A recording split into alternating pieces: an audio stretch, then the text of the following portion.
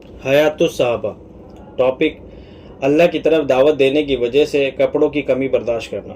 हज़रत खब्बाब बिन अरत रज़ियल्लाहु अन्हु फरमाते हैं कि मैंने हज़रत हमजा रज़ियल्लाहु ताला अन्हु को इस हाल में देखा कि हमें उनके कफन के लिए एक चादर के अलावा कोई कपड़ा ना मिला, और वह भी इतनी छोटी थी।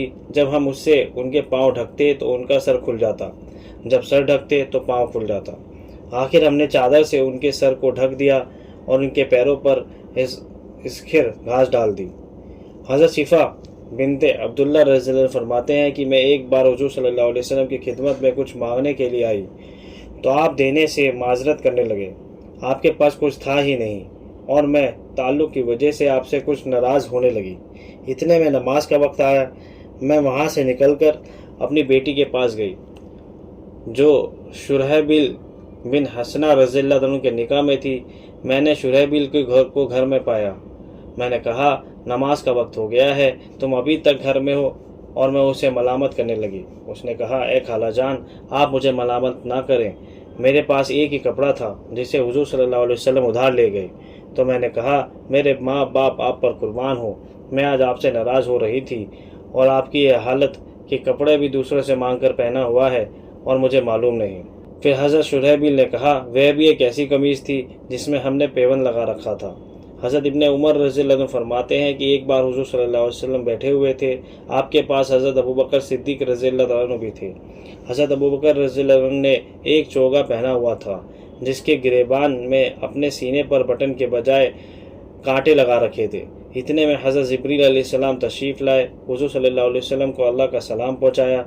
अर्ज़ किया, ए अल्लाह के रसूल सल्लल्लाहु अलैहि वसल्लम, क्या बात है? मैं देख रहा हूँ कि हज़रत अबू बकर ने चोगा पहन रखा है जिसके गिरेबान में बटन के बजाय कांटे लगा रखे हैं। आपने फरमाया, ए जिब्रील, अबू बकर ने अपना सारा माल मक्के की फ़तह में पहले ही मुझ पर यानी मेरे दीन पर खर्च कर दिया है। अब उनके पास इतना भी नहीं बचा कि वे बटन लगा सके। हज़रत जिब्रील ने कहा, आप अबू बकर को अल्लाह का सलाम पहुँचा दें। उनसे फरमाएं कि तुम्हारे रब तुमसे पूछ रहे हैं कि तुम अपने इस फ़ख्र में मुझसे राज़ी हो या नाराज़।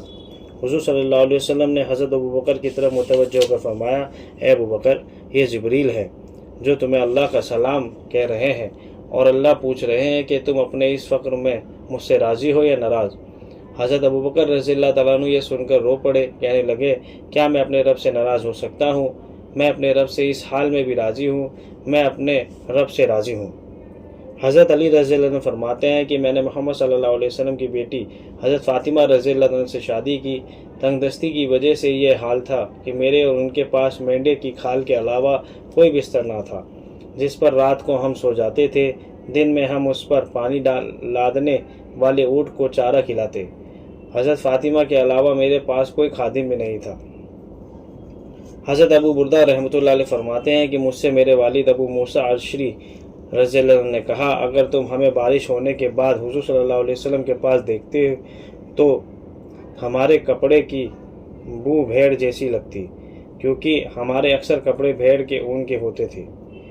इब्ने साद इस हदीस को हज़रत अबू बुर्दा रहमतुल्लाह अलैह के इस तरह नकल करते हैं कि हज़रत बुर्दा रहमतुल्लाह अलैह फरमाते हैं, मुझसे मेरे बाप हज़रत अबू मूसा रज़ियल्लाहु अन्हु ने फरमाया, ए मेरे बेटे, अगर तुम हमें बारिश होने के बाद हुज़ूर सल्लल्लाहु अलैहि वसल्लम के साथ देखते तो तुम हमारे ऊनी कपड़ों से भेड़ जैसी बू महसूस करते।